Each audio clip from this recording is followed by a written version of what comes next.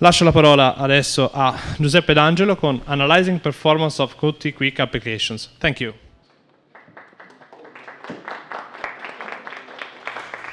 Okay. So I am Italian and do speak Italian, but I've been asked to give this talk in English. So I hope nobody will complain about that. Is there anybody in the audience who does not speak Italian? Raise your hands now. Okay, there is somebody, so I'll keep my promise and give this talk in English, right? Great. Yeah, usual. So, hello everybody, my name is Giuseppe D'Angelo. I work for this company called QtQuick. You probably noticed our stand just outside this door. We do a lot, I'm a software engineer and we do a lot of QML projects. And during the last few years, basically we got a nice tool set of tips and tricks that you can use when it comes to analyzing the performance of QML and QtQuick applications. Now, when it comes to performance and profiling an application, usually it's a matter of dark magic, using the right tools, having like the right idea at the right moment, saying it may be that thing and it's going slow, and indeed it's that thing. But what I will try to show you today is basically a subset of this experience that we have developed in the last basically 3 years or such. So, talking about performance, the first thing that should come into your mind is what's performance about? What do we measure when we mean some application is performant, it follows the requirements of the customer, and so on. And it turns out that actually there are many, many aspects of this same thing, which is called performance. You may be interested into CPU performance. You may be interested into how fast my application goes and how fast my UI appears on screen. Especially on embedded, that's something very, very important. You don't want your board to boot in half an hour or in 10 seconds because your customer will complain about that. Your customer asks you, I want to boot the board and see my UI on screen in 1 second. Can I do that? With Qt you can, but you need to be clever about how do you figure out where you're spending time. Yep. Another thing is GPU performance. So my application renders something and is slow at rendering something. I can see that the animations are not fluid. Now, of course, this talk is about QtQuick, so I do expect that you're using QtQuick for your UIs, and therefore you're demanding 16 frames per second, everything looking pixel perfect, smooth animations all the time, and so on. But it turns out that perhaps you click a button and then animations stutter, or you just not reach that kind of velvet animations that you may be interested into. Then, again, different tools, different aspect of keeping into consideration.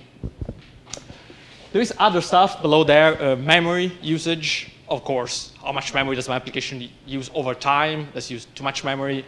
Does it grow and starts to swap? And on a embedded device, I cannot afford that because I don't even have swap there. Boot time. So how much time do I spend while booting an embedded device? Power consumption. My board is consuming too much power because it's connected to another thing, and I need to measure how much power it drains out. I cannot afford it to drain too much power because it will drain my battery in 1 second. I need my battery to last for 10 hours. Yep. So unfortunately, I don't think we have the time to go through all of those, but I will surely go through the CPU profiling and the GPU profiling aspects of those, which are possibly the most important ones. Those are the most developed, for which the most tools exist in the market, so you can just start using those tips in your code as well, right? So talking about profiling, what's the first and most important rule that you should follow? I expect all of you to know that, is if I want my application to be performant, it should do less things, and the few things that it does, it should be very fast. Yep. Too many times we've got applications which try to load every QML screen when they boot. That means the application starts in 10 seconds instead of 1 second. And for your user, that's just bad. That's something that your user makes think, what's my application doing while it's starting? Yep. Also in C++, most of the time we have complex initializations, constructors which call constructors of another 1,000 items, and so on. We need to be very careful at figuring out what's going on at a certain point of time and try to reduce either how many things we do. So for instance, delay the loading of other QML screens, delay the loading of C++ elements, or at least optimizing them. So if something is really, really needed, we must figure out how to extract the most performance out of it. Yeah, so those would be basically the golden rules across this talk, and I refer to them all the time. Yep. Oh, if you have any questions, we have time by the end, but if you just want to raise your hand, go ahead. I will take questions during the talk. So talking about CPU profiling, how many of you have used a CPU profiler before? Only one person? I cannot believe that. OK, yeah, more than one. Great. What did you use? Sorry?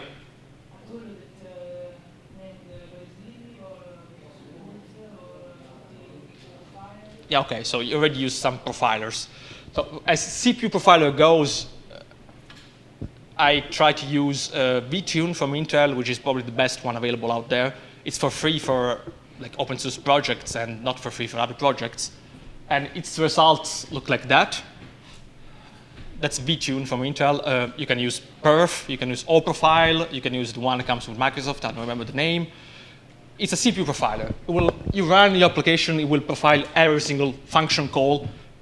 Yeah, and so you get a good amount of where you're spending time. So that's CPU time for your entire application. But this talk is called actually profiling QtQuick 2 applications, right? And you can immediately spot the problem with this kind of approach when trying to profile a QtQuick application, is that basically most of the time will be spent inside this guy over there, QtQuick set source, and beneath this guy you got all kind of internals you don't understand. You don't understand simply because they're internals to the engine. So you got this one call took half a second, and why is that? You have no idea. You just got a bunch of weird QML component create things and so on. They don't tell you where you're actually spending your time. This is a bigger problem than just simply profiling a C++ application, right? And this needs specialized tooling for which that is currently available, so you should be using that. Yep. So how we go about that?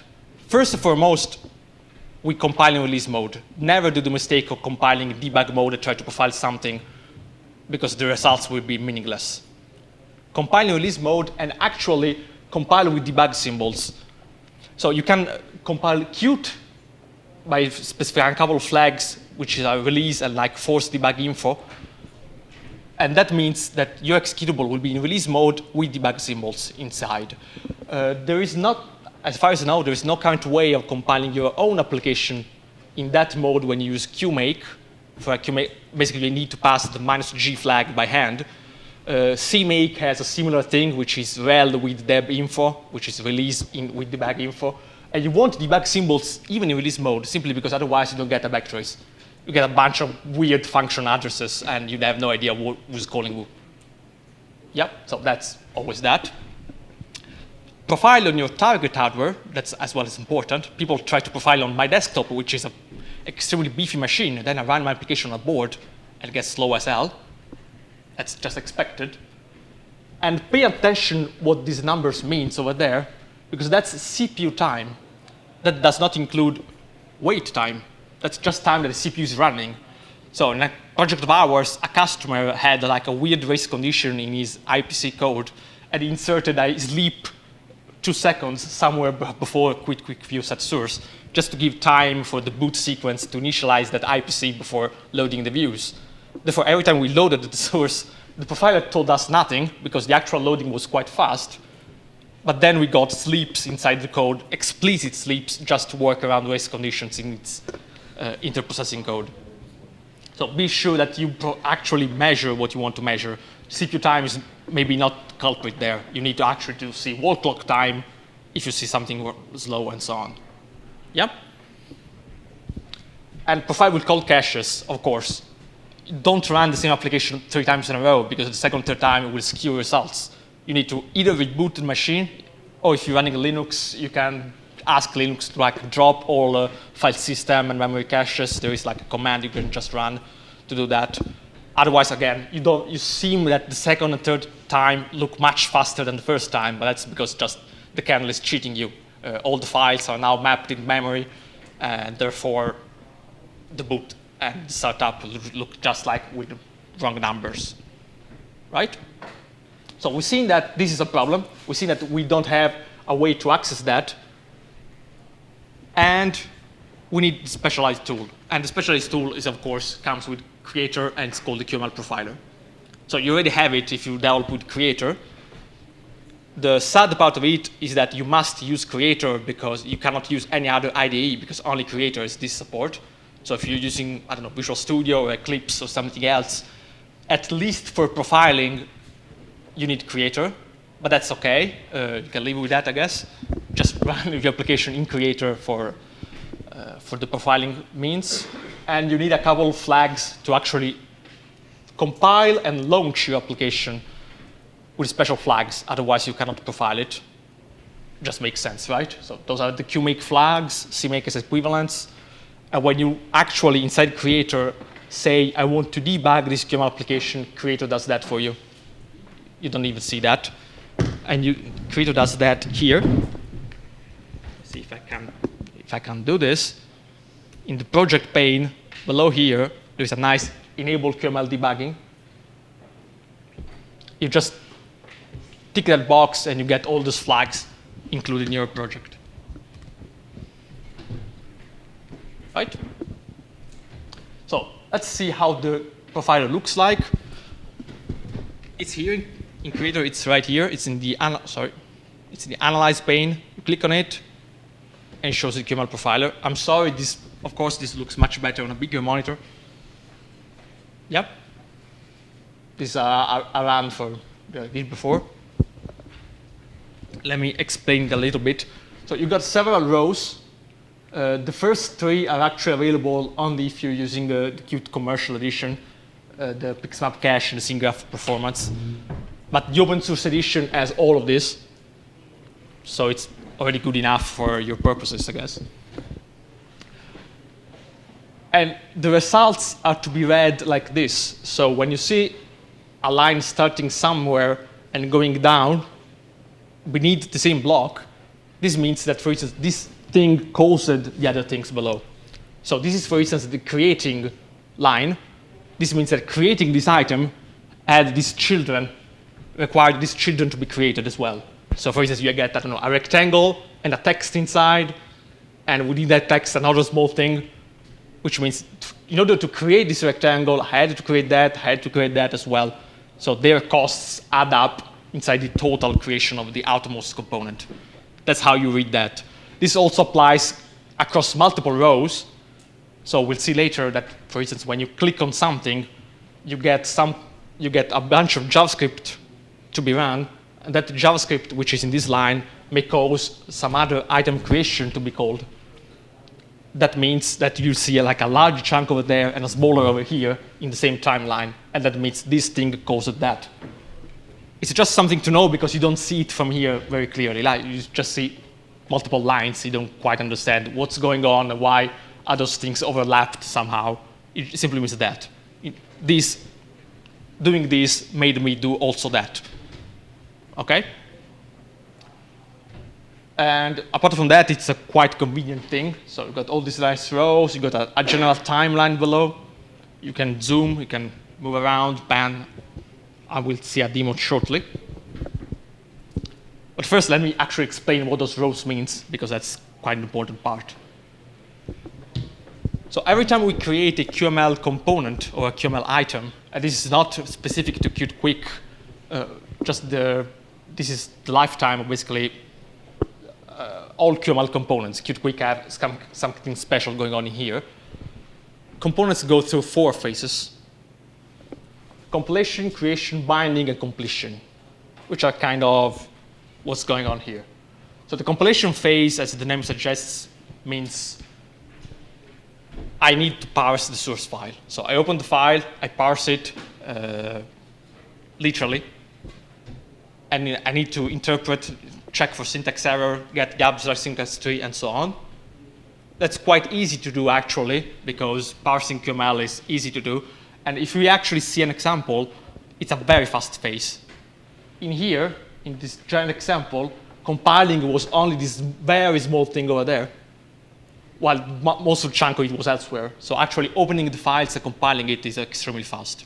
If you're using the QtQuick compiler, which is another add-on to the Enterprise Edition, this phase is actually becomes even smaller because the QtQuick compiler basically gets the QML files and compiles them into C++.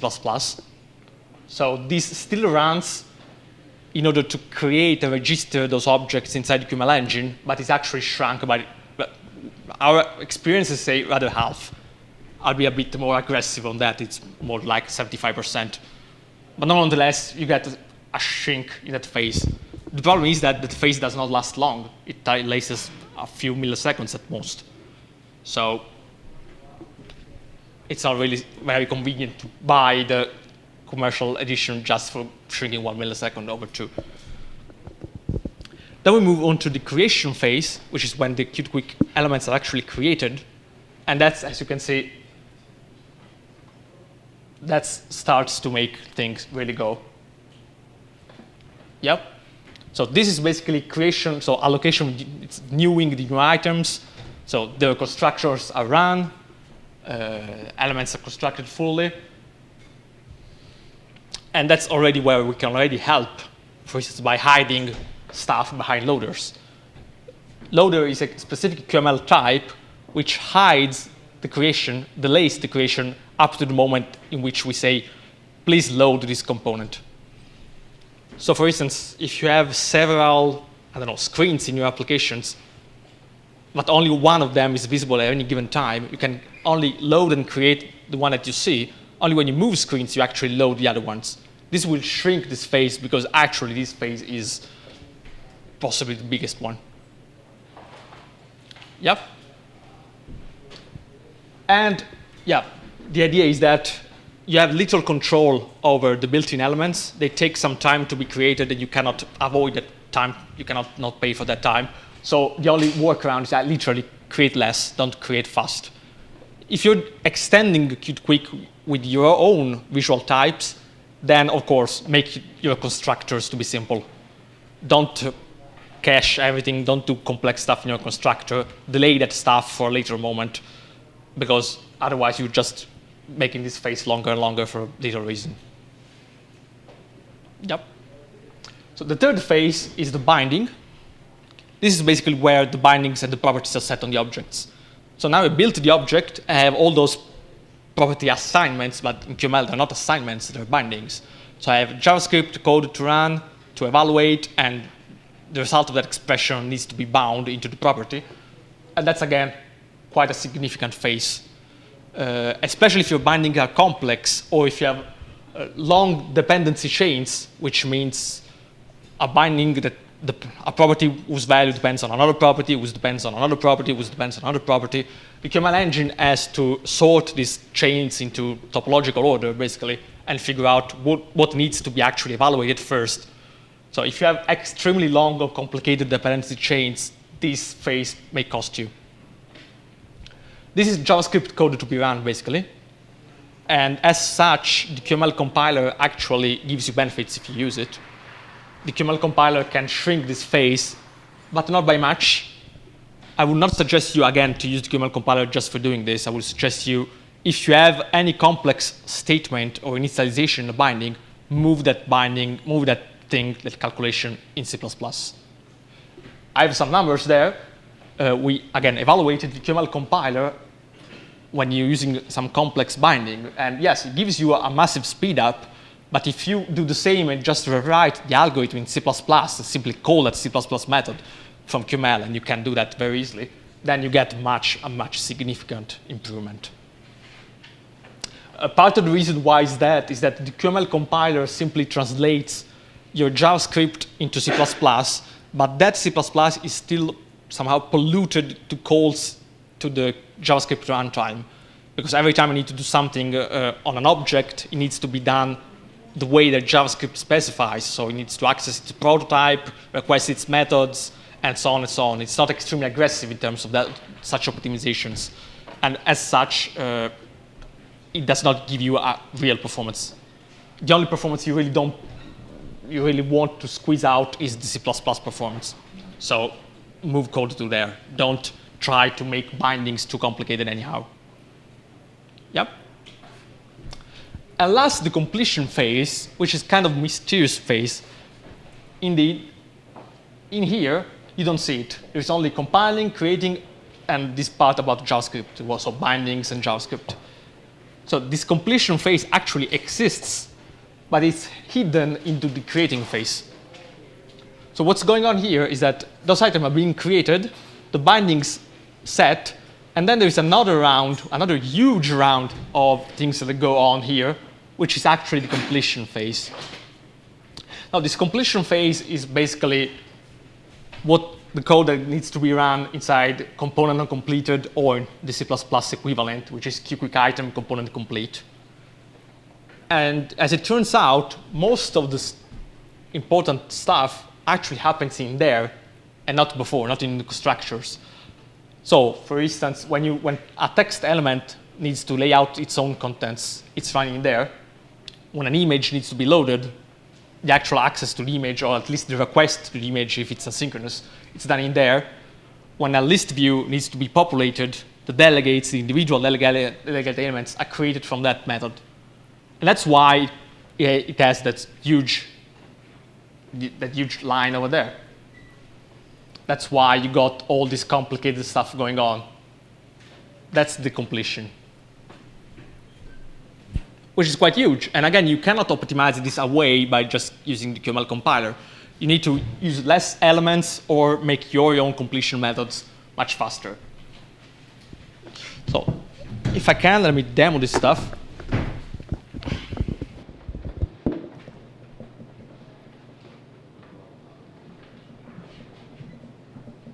So in order to give you an idea of what's going on here, basically. So this is a very simple demo. You click here, and a few elements are created and arranged like that. Let me show you how you can profile it. You simply select here the QML profiler. Creator comes with a variety of profilers, but that's the one you want to use. Click there. It's profiling the application. I click on this. That's created. Then I close the application, and the profiling is complete. I'll open this a little bit so you can see better what's going on. So again, compiling, creating, binding, and then handling a signal in JavaScript. I can zoom on this very easily. Perhaps easily if I have a mouse, but without a mouse, just look at like the relative sizing of this, because that's all that's important. The relative size is that compiling it took like, how much is that? Yeah, the compiling of the entire file took almost 1 millisecond, but the actual creation phase was that long. And if I look at the creation, again, this means that I have an outermost rectangle that creates an innermost text, which creates an innermost mouse area. So that's how you interpret the nesting. Then the bindings were set, and then the text decided to lay itself down. And that layout took 23 milliseconds for just laying down click me. That's all the text that's used in this example. So do you think it's a bit too much? Yes, perhaps it's a bit too much going on. Well, 23 milliseconds, it means you skip one frame to load click me. And perhaps you don't want to pay for that. But at least now you have knowledge about what's going on. So now you know there's something slow in my text loading. And this is with hot caches, because I've run this example before. What happens if this is with cold caches? That would be quite longer. Sorry, let me move this back. But now I have that knowledge about it. So what I usually do is I go back to the C++ profiler, and now I know what to look for. I need to look for, since text is implemented in C++, I know that I need to look for its component complete method inside my profiling. So instead of looking at the weird mess that I had at the beginning, Now I can isolate the call to QtQuick text component complete. And now I know that this is the thing that's eating too much time inside my completion. Yeah? So this branch of my giant profiling now actually starts to make sense. I know that this is the culprit in my slowness in QML. And this particular case, this is from a real-world application. So that's, again, my experience. We narrowed this down because basically inside here, you get this nice call to QFont database, find the font, which loads the entire font database on my machine. And since I'm a fancy guy and I love fonts, I have about 3,000 fonts installed on my machine here, which is why that text element takes 30 milliseconds to load. Because QtQuick needs to read that database, and that takes a lot. We got the same on basically on an embedded board using, I think it was Yocto, and someone installed too many packages. By just removing fonts from there, that means this call to almost disappear in the trace, and the boot time for that application went down to 200 milliseconds from 900. Well, so it was kind of cool optimization to be detected. Yep. So the other two lines that we just saw inside creator, handling single JavaScript. Well, as you can imagine, those are most interesting if you're looking for what happens when this signal is emitted or when this piece of JavaScript code is run. So in this demo here, when I click on the application, you see that, sorry, let me move that over here. You see that a few rocket elements are created, and that's actually what happens here. The on-clicked signal of my mouse area triggers a bunch of JavaScript code to be run, which is the creation of the small spaceships in that spiral fashion. And so actually now you have that this thing here calls that, which calls that above. So handle signal, run some JavaScript, which creates new elements. So again, interpret this vertically. Stuff that's stuck together means one is causing the other there. And actually, if you zoom on this, if I'm able to zoom better, you can actually see that they're nested. Oh, come on, yeah. Okay, you can actually see that this is larger than the other two. So this is causing that, it's causing that. Yep. So for the same things, basically use that, use the same tools. Even if you're interested in what happens, why my application stutters when I click on something, use the very same tools. You can actually limit the QML profiler to start profiling only after your application is launched. It has this very nice button over here, that red button, which allows you to disable profiling when you launch the application, and then enable it only when something interesting happens. So if you detect that your application goes slow only in a particular moment, you just click on it before triggering that condition, then you do something, and you actually see only that part. Yep.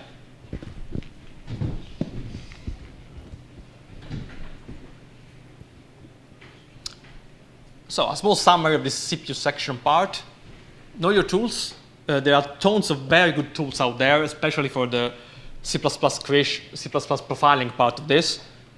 Learn how to use the QML profiler, because that's the single most useful tool you can have for QML. It's only in Creator, but just like install it and you have it. Again, use loaders. That's possibly the single good thing you can do for your code base. We come to the point that we're hiding everything inside a loader. We got in an application we just made a settings menu with multiple pages, and not only that menu was hidden behind a loader, but each individual sub-page was hidden behind a loader. Use them as much as you can, because they really mean launching your application and having your application respond to user input in a fraction of a second rather than some full seconds. Consider that every time you ask QML to load an image, it needs to go there, load the image into memory, and so on. If that image is hidden behind a loader, then QML has not to do anything like that. So everything goes much, much faster when you start doing them. And another tip would be show some screen immediately and then hide stuff that is trigger loading after a few seconds. So you basically fool the user into, oh, my application runs fast, while it's actually completing its own creation of elements only a few seconds after the application, after something is on screen. The whole idea is that something has to be on screen and reactive in less than 1 second these days, not more. So loaders are what you use in QML all the time. Yep. And if you have access to a commercial license, immediately enable the QML compiler. There's no reason for not using it, but don't rely on it. Don't rely on it to optimize all your massive JavaScript code. If you have massive JavaScript code, that's a problem. Move that code to C++ as soon as possible. That really makes your code runs 20 times as fast, 50 times as fast, rather than just twice as fast. So I'll go very briefly over this section because my time is almost over. GPU profiling, which means why my animations are not running that smoothly as I wanted. This is sometimes something that people fall into this trap, because when using QtQuick, the GPU is almost never the bottleneck. QtQuick is basically asking the GPU to draw, most of the time, 1,000 rectangles with nice textures on top for drawing your images, your text, and so on. So for any modern GPU, and even ancient GPUs, drawing that 1,000 or 10,000 rectangles is not a problem at all. Therefore, you should really try to profile the CPU first. Usually when your animation is not fluid, it means that you're doing too much work on the CPU side. For instance, you have too many timers, or a timer that runs an event handler, and that event handler is complicated, and that blocks your animations, because animations still run on the CPU side of things. A typical thing I do is, when I want to profile this, is I insert a small animated rotating rectangle in my scene, and if that animation stops for any reason, then I know that something has gone wrong. So I immediately run the QML profiler and figure out what's wrong there. Yeah. And detect stuff from other processes. Now, vtune and oprofile, perf, all allow you to do system-wide profiling, which means I have another application which wakes up every 3 seconds and steals my CPU. So it's not my problem, it's actually the other process problem, but I don't see that when I profile my own application. Yep, so enable those system-wide tools and use them. Eventually, you may come down to profiling the scene graph, but profiling the scene graph, which is the backend that QtQuick uses to draw its items, is actually quite easy in that there is extensive documentation available on how this thing works, as well as good tools to do that, as usual. But I really don't have now the time to explain all of this to you. It's just important to understand that this thing exists. The QtQuick 2 rendering happens in a separate thread, which has a complicated synchronization mechanism with the main thread. And this synchronization mechanism basically blocks the UI thread for a little while the scene graph thread runs, and then only after a while this thing is unblocked. And you can ask for detailed timing for all of these phases inside the scene graph. There are a couple of nice, let me move that. Yeah, there are nice render environment variable that you can export, and that will give you all the detailed timing informations. And inside that URL, you actually find what that means. So you can know exactly what's going wrong. You can know exactly where you're spending time inside all these phases. It's kind of tricky, but you can learn it. It's just like every single phase is documented, so it's easy to learn. And eventually, the other thing you may want to add to your is visualize if you're doing something wrong with the scene itself, which usually means either you're drawing too much or you're overdrawing. So for instance, you have one element and then drawing another one immediately in front of it, which is just like nonsense, right? You should not have drawn the one before it. Now, QtQuick is not smart. QtQuick just draws everything you tell it to draw and just relies on GPU to do the right thing, which is Z, using the Z fill algorithm to figure out which comes first. But still, if the thing before was very complicated to render, you're just wasting GPU cycles. So for this reason, the scene graph has a few debugging modes, which allows you to see how many changes per second you're submitting. Is my scene changing all the time? perhaps I need to stop doing that. Or is there excessive overdrawing? Is there excessive clipping going on? All those things make your rendering go slower, and therefore you should change it. So very briefly, I will show this to you.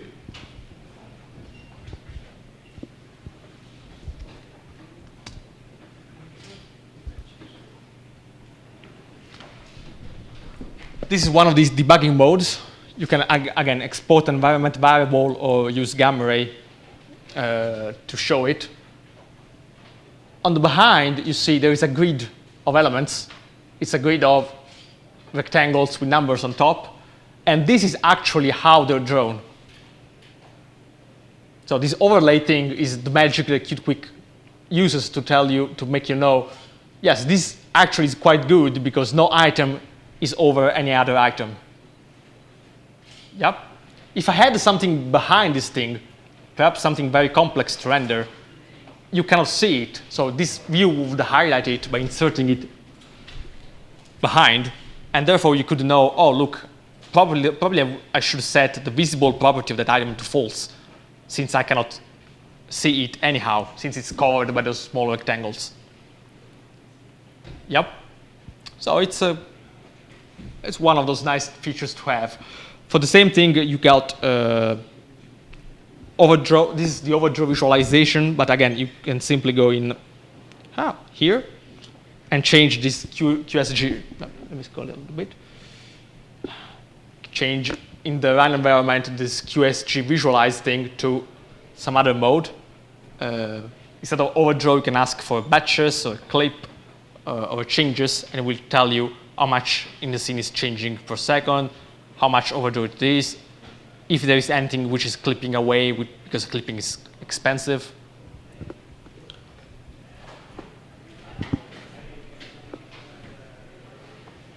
And this is the output when you ask QML to actually output the per frame stats. Now, I don't have time to go into every single number, but basically those correspond to this overall picture there. You got timing info for each and every step over there. So the polish phase, lock phase, and so on inside both the render thread and the GUI thread. I will publish my slides, so you got all these explanations done, but now it will probably kill me if I continue for another hour. So I stop here and ask any questions. Thank you.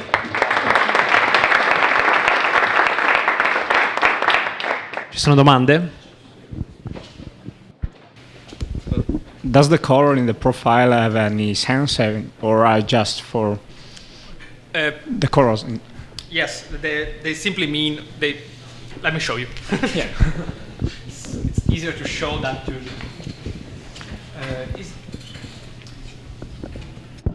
They simply match the same object. Oh. So yeah, okay. I can't. Without a mouse, it's kind of tricky, but.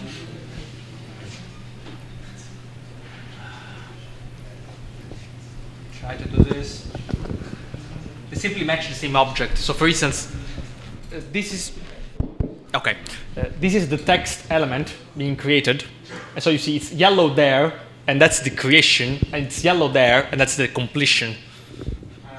So, okay, 3 elements. It's easy to follow. When there are 300 elements, you want to color code them to figure out. Okay, it's that thing over there, then it's calling that thing over there, and so on. It's simply to identify the same objects or the same JavaScript function in here. Actually, if you expand this,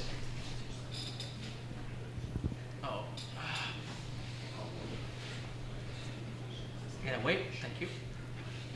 Yeah, now it's perhaps clear. So you see that on the same line, they're the same color. It's just that.